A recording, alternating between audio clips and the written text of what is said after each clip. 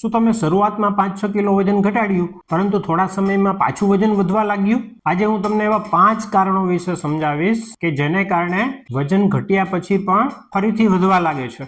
આ વિડીયો અંત સુધી જોજો, કારણ કે વજન ફરી ન વધે એના માટે બધા જ કારણો સમજવા ખૂબ જ જરૂરી છે. હું છું ડોક્ટર ધર્મેશ ગોહેલ, નવજાત શિશુ તથા બાળરોગ નિષ્ણાંત. કારણ નંબર 1, શું તમારી ડાયટ શરૂઆતથી જ ખોટી હતી? ઘણા લોકો વજન ઘટાડવા માટે ખૂબ જ ઓછી કેલરી લે છે. માત્ર સૂપ, માત્ર સલાડ, માત્ર મગ અથવા મગનું પાણી, અથવા તો પોતાની મનગમતી વસ્તુઓ સંપૂર્ણ બંધ કરી દે છે.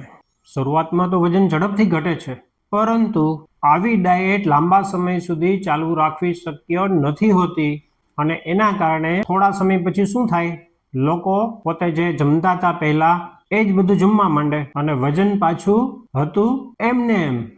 એટલા માટે યાદ રાખો, જે ડાયેટ તમે લાંબા સમય સુધી ફોલો ન કરી શકો એ ડાયેટ તમને લાંબા સમય સુધી પરિણામ નહીં આપી શકે. એટલા માટે વજન ઘટાડવા માટે ઝડપી વજન ઘટે એ પ્રકારની ડાયેટ નહીં, પરંતુ જે ડાયેટને તમે લાંબા સમય સુધી ફોલો કરી શકો એવી હેલ્ધી ડાયેટને પસંદ કરો. આ વિડીયોને ચોક્કસથી હાઇપ કરજો, જેથી જરૂરિયાતવાળા વધુ ને વધુ લોકો સુધી આ વિડીયો પહોંચી શકે. જો આ માહિતી તમને ઉપયોગી લાગી હોય તો જમણી બાજુ કોર્નરમાં નીચે સબસ્ક્રાઇબનું બટન છે એ દબાવીને મારી ચેનલ ચોક્કસથી સબસ્ક્રાઇબ કરી લેજો. વજન ઘટાડવા માટે જો તમારે વધુ ટિપ્સ જોઈતી હોય તો કોમેન્ટ સેક્શનમાં મને યસ એવી કોમેન્ટ ચોક્કસથી કરજો. પણ હવે બીજું કારણ જે દરેક વ્યક્તિમાં કુદરતી રીતે થાય છે. નંબર 2, વજન ઘટ્યા પછી શરીરમાં શું બદલાય છે? વજન ઘટ્યા પછી આપણી કેલરીની જરૂરિયાત પણ ઘટે છે, પરંતુ પહેલા જેટલું જ ખાવાનું ચાલુ રાખે છે અને એને કારણે વધારાની કેલરી શરીરમાં ધીરે ધીરે ચરબીના સ્વરૂપમાં જમા થવા લાગે છે. એટલા માટે જેમ જેમ તમારું વજન ઘટતું જાય તેમ તેમ તમારા ડાયેટમાં પણ એ પ્રમાણે બદલાવ કરવો ખૂબ જ જરૂરી છે, તો જ તમારું વજન ઘટવાનું ચાલુ રહેશે. જો તમને પર્સનલ ડાયેટ પ્લાન જોતો હોય તો કોમેન્ટમાં પ્લાન લખો. શું તમે ડાયેટ કરો છો છતાં પણ વજન નથી ઘટતું? રેન્ડમ ટિપ્સ છોડો અને તમારા બોડી પ્રમાણે પ્લાન લો. ફ્રી ક્લિનિકલ અસેસમેન્ટ માટે મેં ગૂગલ ફોર્મ બનાવ્યું છે, જે મેં પહેલી કોમેન્ટ અને ડિસ્ક્રિપ્શનમાં આપેલું છે, એ ભરો. પણ હવે ત્રીજું કારણ જેના વિશે ઘણા લોકો વિચારતા જ નથી. નંબર 3, આ એક ટેવ છોડ્યા પછી વજન શું ફરી વધી શકે?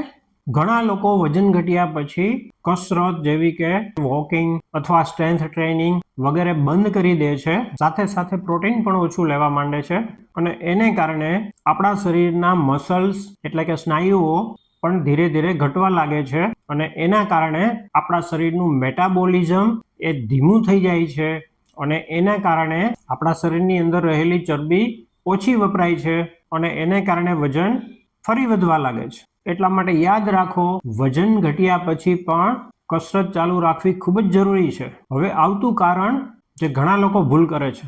નંબર 4, શું તમે સમયસર ચેતવણી જ નથી મેળવતા?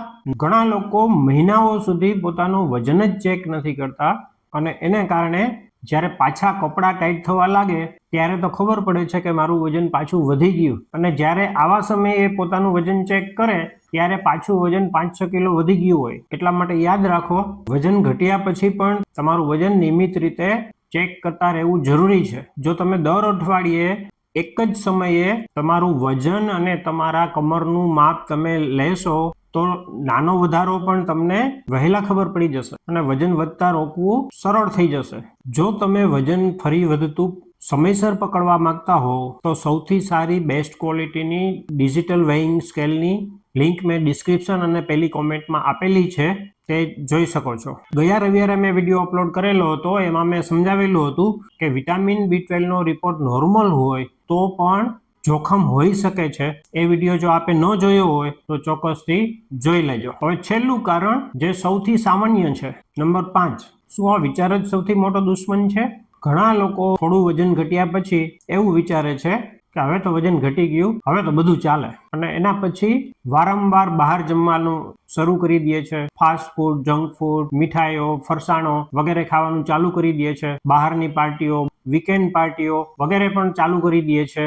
અને આવી રીતે આડેધડ ખાવાથી વજન પાછું હતું એટલું જ વધી જાય છે, અથવા તો અમુક સમયે પહેલા કરતા પણ વધુ વધી જાય છે. એટલા માટે યાદ રાખો, વજન ઘટ્યા પછી પણ તમારી લાઈફસ્ટાઈલમાં યોગ્ય ફેરફારો કાયમ માટે ચાલુ રાખવા જોઈએ. વજન ઘટાડવું એક ગોલ છે, ધ્યેય છે, પણ એને જાળવી રાખવું એક નવી જીવન જીવવાની પદ્ધતિ છે. કોમેન્ટમાં લખો કે શું તમારું વજન ફરી વધ્યું છે? વધ્યું હોય તો હા, અને ન વધ્યું હોય તો ના, એવી કોમેન્ટ કરો. જો આપને વિડીયો ગમ્યો હોય તો ચોક્કસથી લાઈક કરજો, અને આવા જ પ્રકારના વિડીયો માટે મારી ચેનલને સબસ્ક્રાઇબ કરવાનું ન ભૂલતા. નમસ્કાર મિત્રો.